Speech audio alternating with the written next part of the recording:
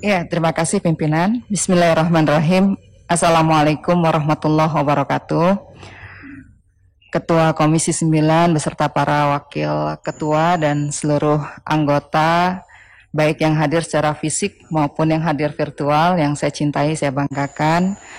Dan tentu saja para mitra hadir secara pribadi, Menteri Kesehatan Republik Indonesia, Kepala Badan POM, dan Dirut PT Bio Farma dan seluruh jajaran hadir. Tentu saja mengawali pertemuan ini saya juga ingin mengucapkan selamat menyambut datangnya 2021. Mudah-mudahan tahun ini adalah tahun yang memberikan harapan baru dan optimisme yang lebih besar sehingga kita bisa bangkit melawan pandemi. Sudah banyak sebetulnya yang disampaikan oleh teman-teman dari A sampai Z, dari hulu sampai hilir. Namun tentu saja karena memang ini adalah satu forum yang sangat dinantikan oleh masyarakat setelah kita menyelesaikan masa reses di daerah pemilihan. Begitu banyak masukan, pertanyaan, aspirasi yang disampaikan oleh konstituen, termasuk juga masyarakat secara umum, baik secara langsung maupun lewat akun-akun media sosial. Tentu ini menjadi satu kewajiban konstitusional dan menjadi fungsi pengawasan bagi kita semua yang ada di Komisi 9 untuk kembali menanyakan. Yang pertama, saya ingin menggarisbawahi, kalau tadi Pak Menteri banyak curhat tentang pentingnya kebersamaan, semangat kolaborasi untuk menangani pandemi, sebetulnya otokritik yang harus dilakukan pertama kali adalah kepada pemerintah. Kenapa? Karena hari ini kita harus menyadari sepenuhnya jurang persepsi antara harapan publik terhadap kinerja pemerintah ini terlalu dalam. Ya, karena memang sudah diawali begitu banyak informasi yang simpang siur, disinformasi, kemudian juga berita hoax, pernyataan-pernyataan yang kontradiktif satu sama lain, termasuk banyaknya istilah yang sangat membingungkan. Sekarang masyarakat juga bingung antara PSBB dengan PPKM itu apa bedanya. Kemudian kalau kita telisik payung hukumnya, regulasinya juga berbeda seperti itu. Kira-kira yang diharapkan oleh pemerintah apa dari diberlakukannya PPKM yang semuanya diserahkan kepada pemerintah daerah ya. Jadi artinya kita lakukanlah ya dengan kerendahan hati untuk melakukan otokritik, evaluasi terhadap 10 bulan ya penanganan pandemi yang sudah terjadi. Betul bahwa ini adalah penyakit baru, semua negara belajar, semua negara bergegas. Tapi tentu saja bangsa pemenang adalah bangsa yang tidak bisa dikalahkan oleh pandemi. Justru kita harus menentukan peta jalan ya untuk menentukan rute penanganan pandemi COVID-19 ini. Ya. Ditambah lagi kita juga harus jujur ya bahwa fenomena civil disobedience atau fenomena kebingungan masyarakat juga dipicu oleh perilaku sebahagian ya yang memang mengindikasikan adanya moral hazard, termasuk juga tindakan atau perilaku koruptif begitu ya. Nah, ini yang tentu saja menurut saya harus diselesaikan. Termasuk juga ketiadaan keteladanan. Kalau kemudian kita bicara tentang 3M, 3M, 3M, ternyata pejabat publik juga yang melanggar ya. Mengupload, mengunggah, memposting foto-foto tanpa masker, berkerumun ya, bicara lepas masker dan sebagainya, itu juga menunjukkan ketiadaan keteladanan dari pejabat publik yang seharusnya menjadi main influencer dalam penanganan pandemi COVID-19 ini. Itu pertama. Kemudian yang kedua, kalau hari ini kita mengangkat tema vaksin, sebetulnya ini kali yang keempat ya dari rapat-rapat kita sejak tanggal 31 Agustus 2020, 17 November 2020, 10 Desember 2020, dan sekarang tanggal 12 Januari sebelum penyuntikan atau vaksinasi dilaksanakan besok ya. Kita juga udah berdebar-debar, berharap-harap cemas ya, khawatir sebelum dilakukan vaksinasi tidak terselenggara rapat ini. Padahal ini menjadi penting bagi kita semua untuk menunjukkan itikat baik dari pemerintah dalam melindungi dan menyelamatkan kemanusiaan selama masa pandemi COVID ini. Nah, kalau kemudian kita semua berteriak tentang vaksin, Pak Menteri, Bu Penny, dan juga Pak Dirut, bukan berarti kita kemudian kegenitan ya, pengen ngomong, bukan. Tapi karena vaksin ini adalah public goods, tolong dicatat, vaksin ini adalah public goods yang harus dijelaskan secara terbuka, secara transparan, dengan penuh kejujuran. Tidak ada faktor lain ya yang menumpang pada pengadaan vaksin ya yang diadakan atau dibeli dikerjasamakan oleh pemerintah, seperti itu.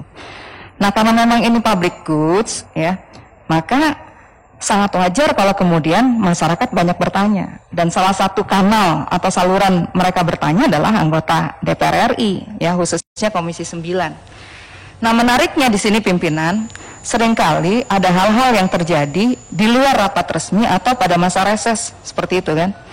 Tiba-tiba misalnya diberitakan pemerintah akan membeli Kansino kan gitu. Kita di Komisi 9 rame, vaksin mana lagi tuh di awal atau di pertengahan November kalau nggak salah. Kemudian tiba-tiba datang 1,2 juta vaksin jadi, padahal kita sedang menunggu hasil uji klinis yang sedang dilakukan oleh Fakultas Kedokteran Unpad ya, di Bandung, seperti itu. Dan tiba-tiba kesepakatan kita di rapat 1,8 juta vaksin ini jangan 1,8 juta dosis jangan diletakkan dulu sampai kemudian uji klinisnya selesai.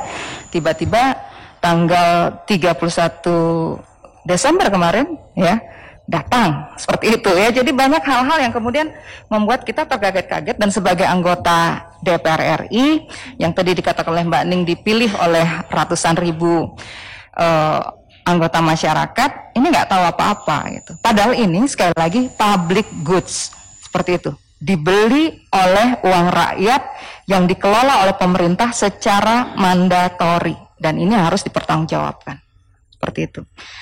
Nah, oleh karena itu hari ini saya ingin bertanya ya, kalau tadi Pak Menteri sudah jelas tuh mengatakan jangan ada ego sektoral, tapi ternyata untuk data aja ini sudah ada perbedaan nih Pak Menteri. Pak Menteri dengan Dirut Bio Farma. Kalau di paparan Pak Menteri yang menjadi opsi atau potensi ini 334 juta. Yang dipaparkan oleh Bio Farma 438 juta. Seperti itu ya. Ini meskipun agak beririsan pertanyaan saya dengan Mbak Dewi Asmara tadi ya.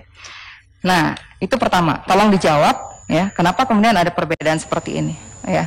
Apakah yang satu merasa sudah fix kerjasamanya, yang satu masih lobby-lobby? Terus yang berikutnya terkait dengan perbedaan angka ini, kira-kira kalau kemudian potensinya masih sebesar ini ya, berapa banyak yang bisa dipastikan akan bisa kita dapatkan ya? Kalaupun kemudian tidak kita dapatkan, backup plan-nya seperti apa? Plan A, plan B, dan seterusnya seperti apa? Seperti itu. Ya. Itu yang juga perlu didalami dari paparan Pak Menteri dan Dirut Bio Farma. Ya. Kemudian masih terkait dengan pengadaan vaksin, ya. Meskipun saya beralih nih ke Bu Penny. Salah satu yang kemudian diminta oleh Komisi 9 adalah publikasi uji klinis. Publikasi uji klinis ya. Jadi artinya apapun kejadiannya pada proses uji klinis itu tolong sampaikan. Kenapa? Karena kita masih ingat betul ya, Kementerian Kesehatan Republik Indonesia pada saat rapat tanggal 17 November atau 10 Desember menyampaikan survei persepsi publik yang dilakukan bulan September tahun 2020 dilakukan terhadap 115.000 orang, kemudian menggambarkan 66% masyarakat yang percaya dan menerima vaksin. Artinya ada 34% yang ragu dan menolak. Bukan kemudian yang 34% itu ditinggalkan, justru itu menjadi PR dan tantangan pemerintah. Bagaimana membangun trust, ya, public trust di tengah masyarakat. Hari ini kan harus kita akui ya, ada fenomena distrust di tengah masyarakat. Benar nggak sih? Benar nggak sih? Aman nggak sih? Gitu. Seperti itu. Nah, ini yang kemudian menjadi tantangan sebetulnya ya bagi pemerintah untuk menjawab ya dengan melakukan publikasi uji klinis ini secara transparan, terbuka dan akuntabel. Nah, di sini di paparan Bu Penny tadi ada hal yang menurut saya juga perlu perlu didalami ya. Tadi Bu Penny sempat mengatakan begini, data uji klinik fase 1 dan 2, pemantauan 6 bulan, jika dirasa aman. Ada kata jika, makanya tadi saya juga, jika dirasa aman. Harusnya ketika kita sudah memilih salah satu merek atau jenis vaksin ini, ya berarti harus dipastikan ya. Nah, itu satu. Kemudian yang kedua, masih terkait dengan uji klinis ini, ketika kemudian disampaikan aspek keamanan, dilakukan pemantauan 14 hari, 3 bulan, 6 bulan setelah penyuntikan kedua. Ya, seharusnya ini disampaikan ya, Bu Penny. Saya pikir perlu juga masyarakat mengetahui apa sih reaksinya seperti itu ya. Meskipun di akhir tiba-tiba kita mendapatkan informasi kemarin emergency use authorization-nya keluar ya, dengan efikasi 65,3, betul ya Bu ya? Betul. Nah, bagi kita, karena sekali lagi vaksin ini public goods ya, diksi efikasi dengan efektivitas tentu dua hal yang saya nggak tahu, berbeda mungkin kan, berbeda. Nah, di sini masyarakat juga perlu tahu apa sih makna efikasi itu apa? Kan pasti bukan sekedar angka, tapi ada sesuatu yang perlu dijelaskan dari efikasi ini. Kemudian apa sih korelasinya dengan efektivitas seperti itu? Dan kira-kira seperti apa kalau kemudian efikasinya 65,3, di Brasil 78, di Turki 91 ya kalau nggak salah seperti itu. Kira-kira seperti apa strategi pelaksanaan vaksinasi nanti seperti itu ya. Nah, ini menurut saya juga perlu dijawab. Jadi hal-hal yang terkait dengan pengadaan vaksin menurut saya memang perlu diperjelas terlebih dahulu ya, sampai kemudian kita bicara tentang pelaksanaan vaksinasi, karena ini dua hal yang berbeda antara pengadaan vaksin dengan pelaksanaan vaksinasi. Dan kalau kita bicara vaksinasi, kembali lagi saya kepada Pak Menteri ya, tolong data itu dibuka ya. Kenapa? Karena kalau kita lihat banyak sekali SMS yang kemudian memang sudah diterima ya, dikirim ke nakes, ke warga, ke nakes untuk mendaftar. Dan kemarin ada yang menyampaikan pesan kepada saya, ini tolong ditanyakan Bu, ya suami saya nakes, kemudian di situ jika Anda menolak untuk divaksinasi, Anda akan diverifikasi oleh Babinsa TNI dan Babin Kamtibmas Polri, seperti itu. Nah, jadi ada lagi Mbak Nini ya, bukan sanksi dalam bentuk denda, tapi nanti akan di litsus ya, diverifikasi oleh Babinsa TNI dan Babin Kamtibnas Polri, seperti itu ya.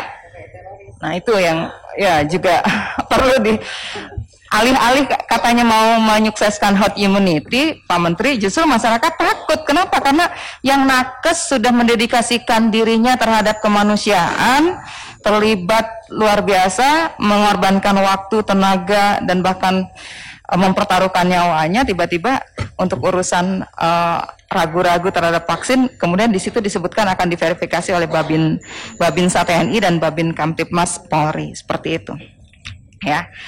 Nah, terkait dengan proses atau program vaksinasi, tentu saja data ini penting. Kenapa? Karena kalau kita bicara tentang vaksin, ya, tentang jenis vaksin, pastinya punya dampak yang berbeda pada setiap penerimanya, ya.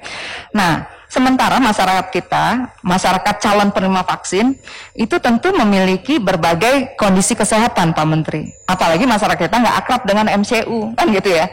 Jadi bagaimana kemudian kita melakukan screening, verifikasi yang memang betul-betul sistemik, ya, untuk membentuk herd immunity ini, ya. Dan tentu saja saya juga mengingatkan bahwa tadi juga sudah banyak yang diangkat oleh teman-teman, seperti apa case management ini, ya.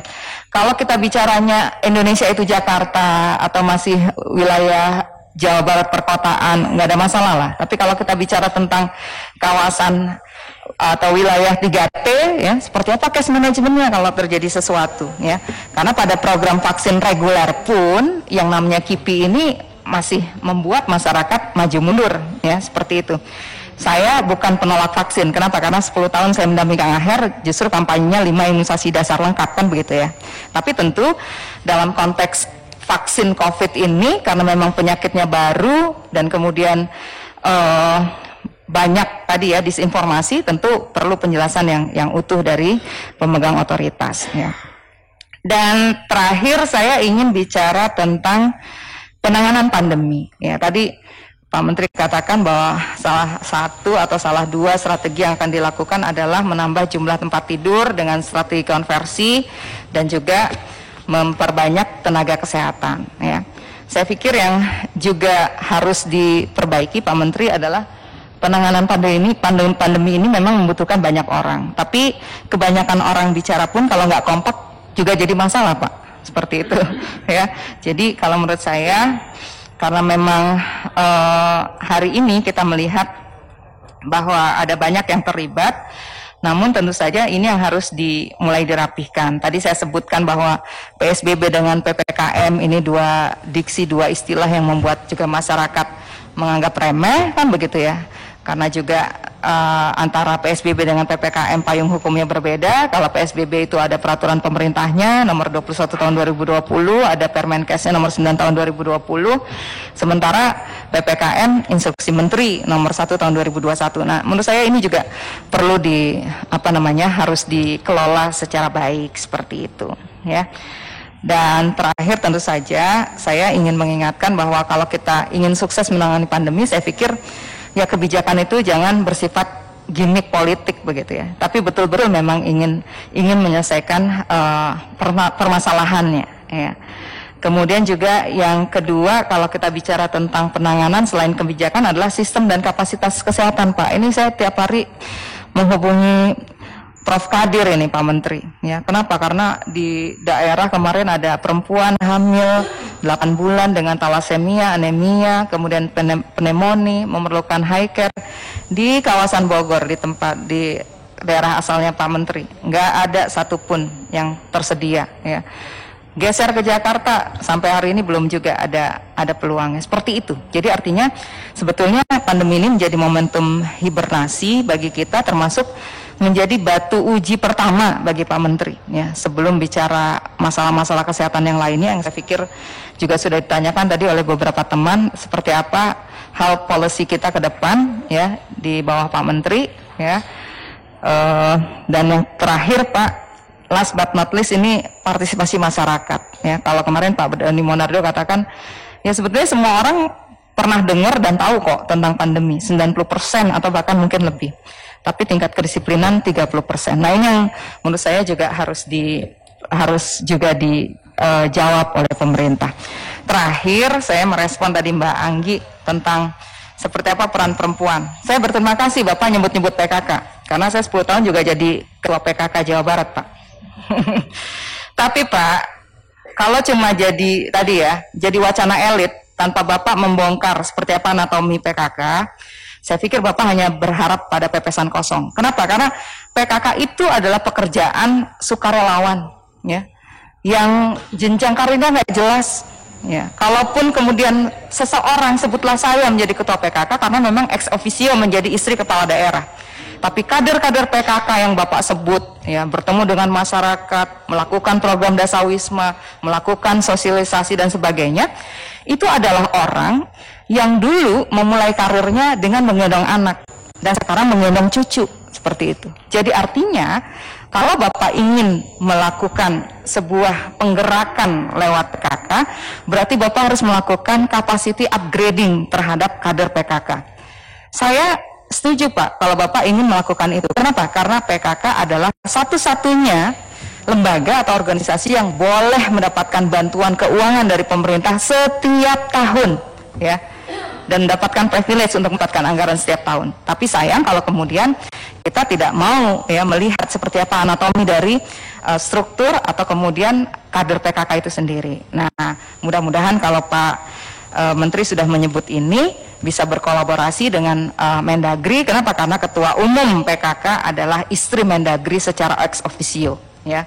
Dan kalau kemudian ingin dioptimalkan dengan target-target kementerian ke depan menurunkan stunting, sangat tepat Pak. Kenapa? Karena setiap bulan bayi-bayi balita itu dibawa oleh ibu, oleh orang dewasa ke posyandu yang dikelola oleh kader PKK yang apa adanya dan pas-pasan itu, ya. Itu saja mungkin Pak Menteri. Saya berharap mudah-mudahan semangat Bapak sebagai Asgar asal Garut itu betul-betul akan termanifestasikan ya dalam kebijakan pembangunan kesehatan nasional kita. Kenapa? Karena ini adalah batu uji pertama Bapak menjadi Menteri Kesehatan, ya bagaimana caranya kita bisa memenuhi hak kesehatan rakyat Indonesia. Demikian pimpinan yang bisa saya sampaikan, kurang lebihnya mohon maaf. Bila taufiq wal hidayah, wallahu muwaffiq ila aqwamit thoriq. Assalamualaikum warahmatullahi wabarakatuh.